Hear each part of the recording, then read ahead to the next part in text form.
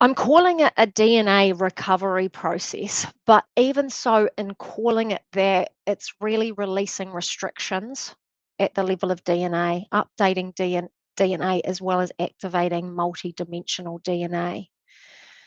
It is always simply a reordering of self, remembering our inherent nature, our infinite possibilities. And so, health and wellness all intertwined with soul recognition. So, again, all of the healing I do is mind, body, and soul. For every restriction that represents, even at a physical body level, there is always a representation, mind, and then soul.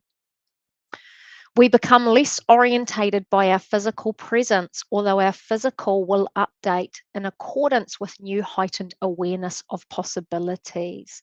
So, again, soul re remembrance, everything has to be created in the spiritual before it's created in the physical. It's like a template and it holds instruction, possibility, I don't know, divinity, so many different things. So, I want to read to you about DNA. So, by working with DNA to remove any blocks and restrictions, it's like getting to the core essence of what is almost, stifling us or holding us back. So, our DNA is our blueprint for life. Now, DNA, we have our protein coding genes, and they are 1 to 2%. And scientists focus mainly on this. And the other 98% is actually called non coding DNA.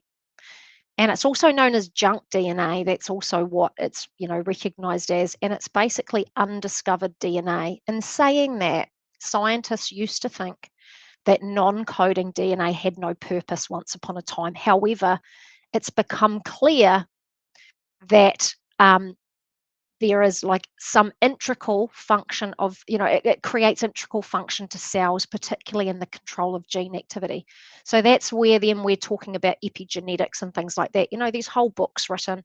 Bruce Lipton's a good one, The Biology of Belief. Again, it talks about how, um, you know, all of these restrictions are stored right at that deep layer. So when we don't feel we have the power to bring what we want into our lives, we are living in a place of fear and restriction. These deep fears resonate through our DNA and restrict access to it. Our DNA enhances our life and reshapes the world we live in.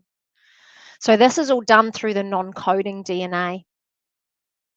Um, and it's within this that we almost develop and evolve and change almost like our path trajectory. We can have a lot of restrictions held at it. So, researchers say that some of the sequencing in the non coding DNA has been passed down for millions of years. Energetically, a lot of these sequences hold instruction about interacting with your environment and the world around you. And if we grew up in an environment that didn't fully support us and we suppressed it, or maybe we were physically hurt or, emotionally, mentally, or spiritually, your DNA interacted with that environment and those energies influence the rest of your life. Your cells become stressed if your connection with people in your environment around you are less than empowering. When the stress occurs, epigenetics can interfere with your gene expression, which is the process of how information is gained from the gene to create instructions for a functional product. This can cause your DNA strands to become more tightly coiled, which makes it difficult for information in your DNA to be properly read. And when that information is about having better health or like creating, connections and really stepping into all that life has to offer, your system may have difficulty in those areas because it cannot properly express the information. So I'm always doing DNA recovery. Any healing I do, I'm always doing a process to update the DNA. So again, I'm just now reading more information that I channeled this morning about this process. Humans model the world from their brain. Animals don't do this. So this is how I always talk about unconscious beliefs, the brain and the stages of development, the way that we hold restrictions, but they're at the level of the unconscious or subconscious, and we don't even kind of often realize how deep these restrictions are placed. And so the hippocampus is about memory formation. It plays a huge role in health and healing. and it has a direct interplay with the amygdala, so the fight or flight branch of the nervous system or the brain. And so again, we draw on memory, we draw on the past about how are we going to respond here. And again, all of that has a huge interplay with, healing, with what we even create for ourselves, with empowerment. So it's talking about modeling our future based on beliefs. This session is a recovery process, not simply at the level of molecular structures, but at the essence of our cell resonance. Soul, always the soul, leading and lending favor to redefining matter. There's the study of water and water consciousness, and Dr. Emoto shows these beautiful pictures, these beautiful stories about how even words, right, spoken, or the energetics, or music, or all of these different things interplay and affect the molecular structure of water. And so, it's symbolic of how we can be affected by our environment, by stress, by all of these things. In this healing session, there's a number of things that I'll be looking at. And I spoke about how our liver detoxification pathways hold a lot of stress from inherited influences. So again, what's kind of passed through DNA. And so that has an interplay with, I guess, our potential. And we're here to change and shift that in life.